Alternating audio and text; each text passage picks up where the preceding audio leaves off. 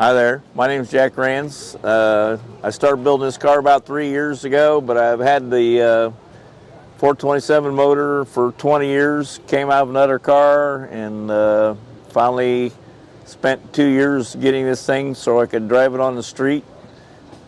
And I'm enjoying it up till now, till the rains came. What are you loving about the FE reunion? This is my first, and I'm sure I'll be coming back. We take a peek at that motor? Because Sure.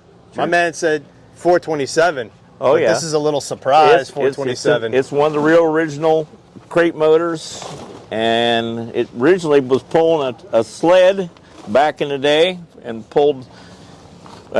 did a dirt sled, and then it was put in a bucket T street rod show car, which showed up in Ohio a lot at car shows. And I bought the car and took the motor out and sold what was left of the bucket T street rod that I drove for 4 years, and decided I was going to put it in originally a 65 Mercury Comet Cyclone and actually build a Nicholson Tribute.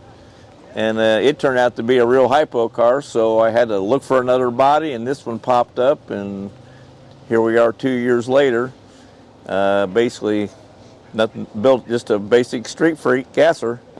That's cool though. It's a 55 Crown Victoria, right? Yep. Still got all the trim on there. Yep. Tell me about them, the wheels you're running. Them are Rebel wheels, replicas of the Hollow brand. Had to give them some money to make them to my specifications, and you got a 4-speed in it too? oh, it's got the original big in-out top loader in it. Yeah, I did everything old school. I wanted to make it look like it was built back in the day with the original old parts. 98% of the parts are basically original from the 60s era, and I just took it apart and put it back together from the original owners, messing it up a little bit. He had a small block in it, automatic, and I put it back traditional 4-speed with big block. And I just happened to have this camera motor sitting around with nothing to be in, so here it is. Well, thanks for sharing it with us. Pardon me? I said thanks for sharing it with us. Hey, no problem.